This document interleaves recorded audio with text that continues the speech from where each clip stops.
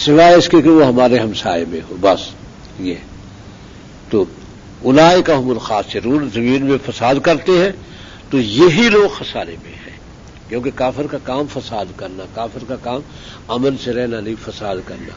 ذمہ ہو کے تو ٹھیک ہے، وہ ان کے پاس طاقت نہیں ہے، وہ رہتے ہیں، لیکن اگر کافر کو اختیار دو گے تو ظلم کرے گا، فساد مچائے گا۔ پوری دنیا میں پوری تاریخ بتاتی ہے کہ کافروں نے کبھی انصاف نہیں کیا۔ یہ ہے بعض کافروں کے بارے میں آتا جیسے نوشیروان تھا فارس کا، کہ وہ بڑا عادل بادشاہ تھا، لیکن ضروری نہیں کہ وہ کافر بھی ہوا اپنے وقت میں، پتہ نہیں کیونکہ وہ کس زمانے کا ہے، اس وقت کون سا نبی تھا، یہ بھی پتہ نہیں ہے کہ نوشیروان کافر تھا، کیونکہ کافر انصاف نہیں کر سکتا۔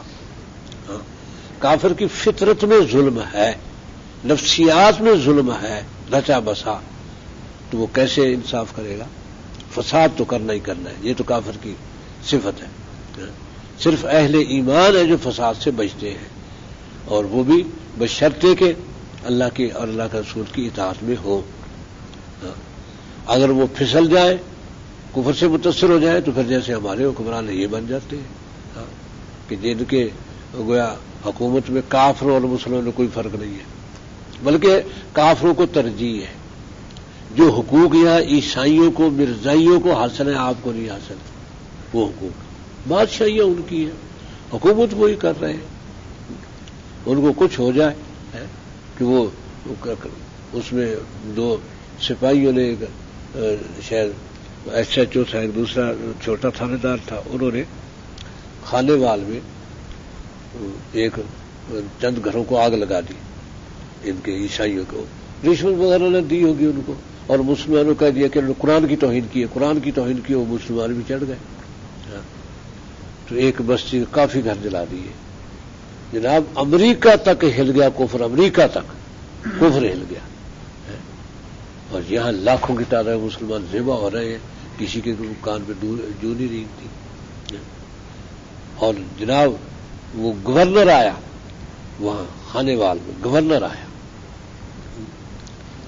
باقاعدہ، اور وہاں عیسائی نے تقریر، بہت بڑا مجمع تھا مسلمانوں کا، عیسائی نے تقریر کی مسلمانوں پر، تم نے ہمیں اکیلا سمجھ لیا ہے، بڑے روب سے، تم نے ہمیں گورنر کی موجودگی میں، ہم اکیلے نہیں ہیں، ہمارا بھی کوئی وارث ہے، اکیلا سمجھ لیں، ہم پتہ میں ہم امریکہ کے غلام ہیں۔ تو ان کی پوری بستی جناب، پوری بستی مکمل، وہ 5 مرلے کے مکان حکومت نے بنا کے دیے اور 80 کروڑ روپیہ خرچ کیا اس پر، ان کی آبادی پر۔ یہ حق نہیں تھا ان کا، مسلمانوں کی بستی جلا دی جاتی تو کچھ بھی نہیں کرتا، بس۔ دوسرے عیسائی کہیں کہ اے اللہ تو کہیں مسلمانوں کو توفیق دے ہماری بستی بھی جلا دے، کیونکہ ایسے بہترین مکان ان کو مل گئے بنے ہوئے ہیں۔ یہ حقوق نہیں ہے کافر کے، یہ ہماری غلامی کے حقوق ہیں، ہم غلام ہیں کافروں کے، لہذا مسلمانوں کی پرواہ نہیں، کافروں کا تحفظ کیا جائے گا۔ جو کافروں کو حقوق حاصل ہے وہ مسلمان کو نہیں حاصل اپنے ملک میں، جو کافروں کو حاصل ہے۔ اس طرح یہاں کوئی توہین ہو گئی تھی تو صلح کرنی تھی ان سے، میرے پاس کمشنر آئے، میرا جیسے خطیب تھا، کمشنر آئے کہ قرآن سے ایسی آیات کہ جس میں دل جوئی ہو عیسائیوں کی، میں نے کہا ایسی آیت کہاں سے تلاش کرے؟ تو سورہ مریم، حضرت مریم کی صفت ہے، عیسی ابن مریم کی صفت ہے کہ نہیں یہ تو نہیں ہے، کیونکہ اس میں تو پھر عیسی ابن مریم کو جو ہے نا یہ ہے کہ بھئی وہ کہا گیا ہے کہ وہ کہ نبی صلی اللہ علیہ وسلم کی طرح، یعنی اس سے تو دین کی تائید ہوتی ہے ہمارے دین اسلام کی، ایسی جو چیز میں صرف میں نے کہا ایسا قرآن میں نہیں ہے، یہ تو کہیں اور تلاش کرو، قرآن میں آیتیں ڈھونڈ کے دو شیعہ کی کیا عیسائیوں کی فضیلت کی، یہ آیتیں ڈھونڈ کے دو قرآن میں، میں نے کہا یہ تو نہیں ہے قرآن میں، تاکہ ہم ان کو خوش کر دیں کہ دیکھو ہمارا قرآن تمہاری تعریف کر رہا ہے۔ تو اس حد تک ہم عیسائیوں کے غلام ہو گئے، عیسائی ہمارے غلام تھے، ہم عیسائیوں کے غلام بن گئے۔ تو یہ رشتے ہیں، تو یہ فساد ان کی فطرت میں ہے. اولئک هم الخاسرون، اور یہی لوگ خسارے میں ہیں. اور خسارے میں جا رہے ہیں. آپ دیکھ لیں، ہم مروب ضرور ہیں ان سے، لیکن 10 سالہ تاریخ دیکھ لیں ان کی. 10 سالہ اللہ نے کیسا ذلیل کیا ہے ان کو. کتنی بڑی طاقت، کتنا بڑا اسلحہ، کتنی فوجیں، اور نہتوں کے مقابلے میں ذلیل کر دیا. اب تو ہمیں اتنا تو سمجھ میں آئی بات، مجبوری ہے ہماری. امریکہ سے دشمنی نہیں، امریکہ سے محبت زیادہ ہے، طالبان سے محبت نہیں. ہم بھی طالبان سے مذاکرات میں مجبور ہو گئے، جن کے خلاف امریکہ سے مل کے حملہ تھا. اب امریکہ کو یہ پسند نہیں، خود مذاکرات کرتا ہے طالبان سے، پاکستان نہ کرے، یہ تعلق توڑے رکھے. اس لیے پاکستان پر سخت دباؤ ہے. ISI کو روکو گے طالبان سے، وہ کہ تم کیوں کرتے ہو مذاکرات؟ کہ ISI ان سے تعلق رکھتی ہے، تم بھارت کو بلا رہے ہو ہماری سرحد پر، کہ 1500 کلومیٹر ہماری سرحد، اس میں تم بھارت کو لا رہے ہو. ہماری سرحد امن میں ہے. ہم نے طالبان کے خلاف تمہارے ساتھ مل کے جنگ لڑی، 10 سال جنگ لڑی ہے تمہارے ساتھ ملے ان کے خلاف. ان کا ایک جملہ بھی ہمارے خلاف نہیں آیا، طالبان کا ایک جملہ بھی ہمارے خلاف انہوں نے نہیں کہا. اس سے زیادہ وفاداری ان کی کیا ہو سکتی ہے؟ ایسے اس سے زیادہ بہتر ہمیں مل سکتے ہیں. اب یہ باتیں سمجھ میں آ رہی ہیں، لیکن ان کے ساتھ مل کے توہین کی ان کی. اب اللہ تعالیٰ ساری دنیا کو ان کے سامنے ذلیل کر رہا ہے، ان کو مار رہا ہے، کیونکہ انہوں نے رشتے ملائے. دیکھیں مسلمان ملک تھا، انہوں نے ان پر حملہ بھی کیا مل کے دشمن کے ساتھ. انہوں نے نہیں، خود پاکستان کی حکومت کو اقرار ہے کہ ایک جملہ ان کا ہمارے خلاف نہیں آیا.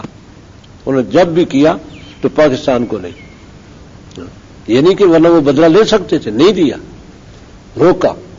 اب بیت اللہ محسود کو روکا کہ پاکستان تیری کارروائی سے پاکستان کمزور ہوتا ہے اور یہ ہمارا ملک ہے. حکومت تو آنی جانی چیز ہے، کب تک رہے گی؟ یہ ہمارا ملک ہے، اس کو کمزور نہیں ہونے دینا. تو یہ ہے رشتے ملانا. ٹھیک رشتہ ملایا، انہوں نے نہیں ملایا. کیف تکفرون باللہ، اور اللہ کا انکار کرو گے کیسے؟ وکنتم امواتا فاحیاکم، تم مردہ تھے تمہیں زندہ کیا. یعنی مردہ تھے مطلب یہ کہ جب ماں کے رحم میں گئے کوئی چیز بھی نہیں تھی، وہ مردہ ہی تھا، جو چند قطرے پانی کے، اسی سے تمہیں بنایا. فاحیاکم، تمہیں زندہ کیا. ثم یمیتکم، پھر زندگی کے بعد تم یہاں زندگی گزارو گے یا پھر تمہیں موت دے دے گا. ختم ہو گئے، اور گھر والے نہیں رکھ سکتے، مجبور ہیں بیچارے قبر میں مٹی میں دبا دے. گھر والے نہیں رکھ سکتے، بس. ثم یمیتکم ثم یحییکم، پھر زندہ کر دے گا تمہیں.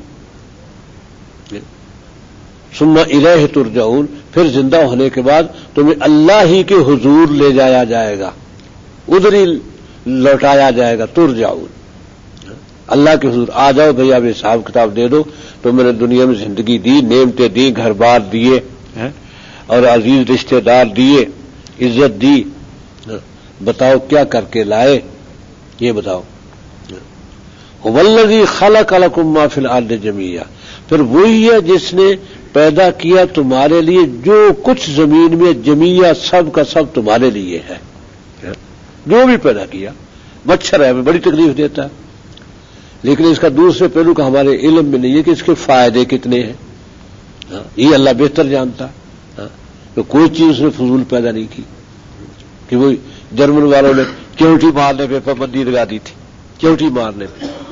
تو یہ کہ انہوں نے بتایا کہ جب زمین وتر آتی ہے تو اس وقت زمین اس میں بھاپ، وہ گیس پیدا ہوتی ہے جو زہریلی زمین میں، وہ گیس نکلتی ہے تو وہ سیدھی پڑے گی طبیعتوں پر. تو اس میں ایک کیڑا زمین میں پیدا ہوتا ہے جو اس گیس کو جذب کرتا ہے. لہذا گیس انسانی صحتوں پر نقصان نہیں دیتی. زمین تو وتر آ رہی ہے، ہر طرف فصلیں بولی ہیں، وہ کیڑا فصل کو نقصان دے گا. یہ چونٹی اس کیڑے کو کا شکار کرتی ہے. یہ اور ایک چونٹیوں کا گھرانہ جو ایک جگہ پر، وہاں کہتے ہیں دن میں وہ پتہ نہیں کتنے لاکھ کیڑے وہ جمع کر لیتی ہے. وہاں تو زمین بچ گئی، اس لیے چوٹی مارنے میں پابندی لگا دی. اور انہوں نے چائنا والوں نے یہ حساب کتاب والے تھے ذرا، انہوں نے چڑیا کہ اتنے 100 ٹن جو ہے نا، یہ اتنے 1000 ٹن گندم بچ سکتی ہے اگر چڑیا نہ ہو، تو وہ اتنے 1000 ٹن کھا جاتی ہے. چڑیوں پہ انعام رکھ دیا، ایک چڑیا لاؤ اتنے، چڑیا مار دی ساری. اب اس سال گندم کو کیڑا پڑ گیا، اب اتنی بھی نہیں جتنی ہونی چاہیے. اب کیا کریں بھائی؟ ادھر ادھر بھاگ ماہرین کو لائے، انہوں نے کہا جی بات یہ ہے کہ اس کیڑے کو چڑیا کھاتی ہے، چڑیا ہوگی تو یہ کیڑا ختم ہوگا ورنہ نہیں ختم ہو سکتا. پھر انعام رکھا جو چڑیا باہر سے زندہ لا کے دے، پھر دوسرے ملکوں سے زندہ منگوائی چڑیاں. اس لیے خلق لکم ما فی الارض جميعا. روس کے خطے میں بیماری پھیل گئی، ڈاکٹر کوئی سمجھ میں نہ آئے. آخر تحقیق کرتے یہ پتہ چلا کہ ایک خاص قسم کا سانپ اس خطے سے ختم ہو گیا. وہ زہر چوستا ہے فضا کا زہر وہ جذب کرتا ہے اپنے سانس میں، لہذا وہ سانپ آئے گا، لہذا اس سانپ کے مارے پر پابندی لگی. باہر سے وہ سانپ درآمد کیا گیا، منگوا کے اس علاقے میں چھوڑا گیا. تو ہمیں کیا پتا کیا کیا چیزیں ہماری کیا نفع دیتی ہے. بہرحال یہ فرمایا کہ خلق لکم ما فی الارض، جو زمین میں ہے سب تمہارے نفع کے لیے ہے. یہ الگ بات ہے کہ سانپ کو مارنے کا ہمیں حکم ہے، کیونکہ ایک ہے اس کا زمین کا زہر چوسنا، ایک ہے بندوں کو مارنا. یہ نہیں اجازت. جب سانپ آئے تو مار دو اسے، نہ رہنے دو. ادھر مدینے میں صلی اللہ علیہ وسلم جب تشریف لائے ہجرت کر کے سارے کتے مروا دیے مدینے، کوئی کتا نہیں چھوڑا. بتا دیا کہ کتا جو ہے یہ انسانیت کا دوست نہیں. ہمیں اس میں کتنے فائدے معلوم ہوتے ہیں، لیکن آپ نے پھر رکھوالی کا کتا یعنی جو سدھائے ہوئے کتے ہیں ان کے رکھنے کی اجازت بھی دی. لیکن یہ فرمایا کہ کتا اتنا منحوس ہے، جس گھر میں کتا ہوگا فرشتہ نہیں، رحمت کا فرشتہ نہیں آئے گا. ہاں جی. تو اب کسی کو پتہ نہیں، تو حضرت تھانوی سے کہنے لگا کہ یہ سنا ہے کہ جس گھر میں کتا فرشتے نہیں آتے، وہ فرمایا کہ ہاں نہیں آتے. چلو اچھا، پھر موت کے فرشتوں سے بچے. فرمایا موت کے فرشتوں سے بچ جاؤ گے، لیکن جو فرشتے کتوں کی موت کے لیے آتے وہ تو آئیں گے. ہاں کیسے بچو گے؟ تمہیں مرنا تو ہے. اگر تو انسانوں والے فرشتوں کا راستہ روک دو گے تو کتوں والے فرشتے آ جائیں گے. وہ بھی فرشتے جو ان کی جان بھی لیتے ہیں. یہ تو اس لیے ہمیں اس حکمت کو نہیں سمجھ سکتے اللہ تعالیٰ کی کہ کیا چیز کس کے لیے پیدا کی ہے. تو عام کتے گویا نحوست ہے، بیماری ہے، اس لیے اپنے مدینے کے کتے مروا. آج بھی مدینے اور مکے میں کتا نہیں ہے. یہ اس وقت سے گویا یہ شہر کتے سے پاک ہے، کتا نہیں ہے. تو اس لیے ہمیں نہیں پتا کون سی چیز کا کیا فائدہ ہے. یہ ہے جو چیز بھی زمین میں ہے تمہارے فائدے کے لیے ہے. ثم استوى الى السماء، تو اس کے بعد پھر اللہ تعالی یہ ہے متوجہ ہوئے آسمان کی طرف.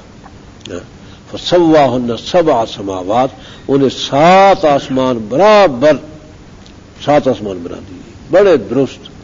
اب یہ کیسے بنائے ہمیں کچھ پتا نہیں، کیونکہ ابھی تک آسمانوں کو دیکھ نہیں سکے سائنسدان بھی.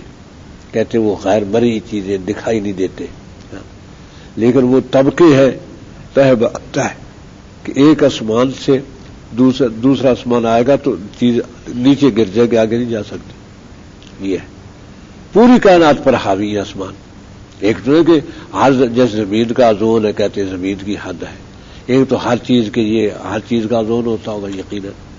ایک تو یہ ہے، ایک ہے پوری کائنات پر حاوی. پہلا آسمان، پھر دوسرا، تیسرا، 7 ہے. 7 سماوات وَهُوَ بِكُلِّ شَيْءٍ عَلِيمٌ، اور وہ ہر چیز کو جانتا ہے، اس کی اپنی پیدا کی ہوئی ہے. اتنا علم حاوی ہے کہ کوئی چوٹی ایسی نہیں کہ اللہ تعالیٰ کے شمار میں نہ ہو، کیونکہ رزق بھی اس کو دیتا ہے. وہ یعنی چوٹی کے پیٹ میں انڈا پیدا کر رہا ہے اور اس انڈے میں بچہ، اندازہ کر لو.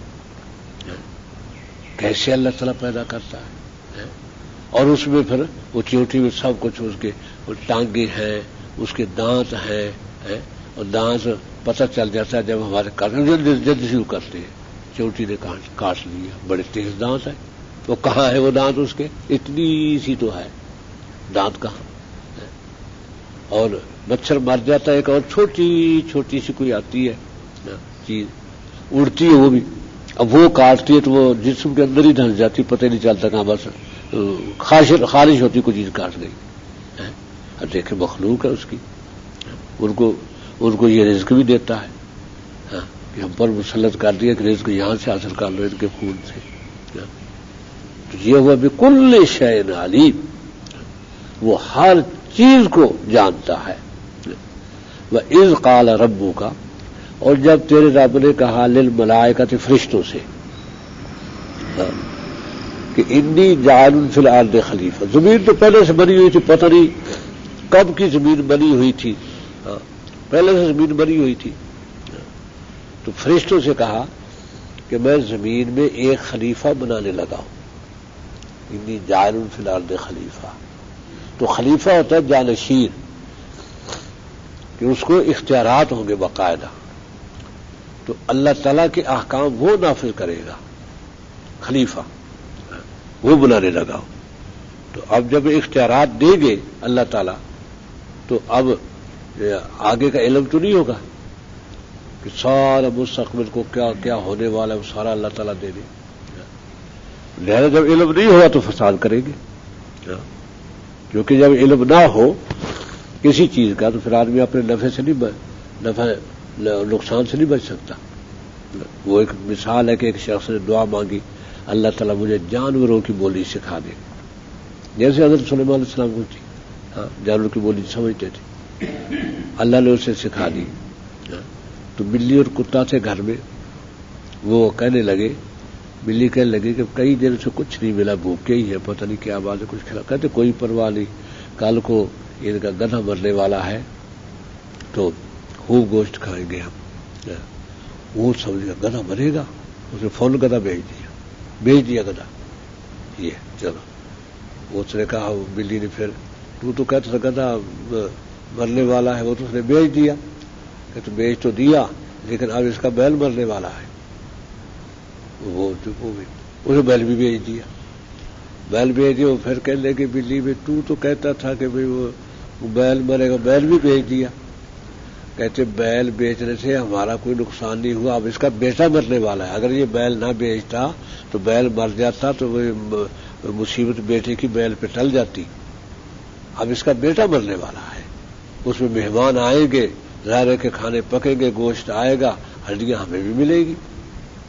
اب اس نے کہا اب کیا کروں، اب کچھ نہیں کر سکتا تھا. پھر اس نے کہا اللہ تعالیٰ یہ مجھ سے لے لے، یہ علم لے لے.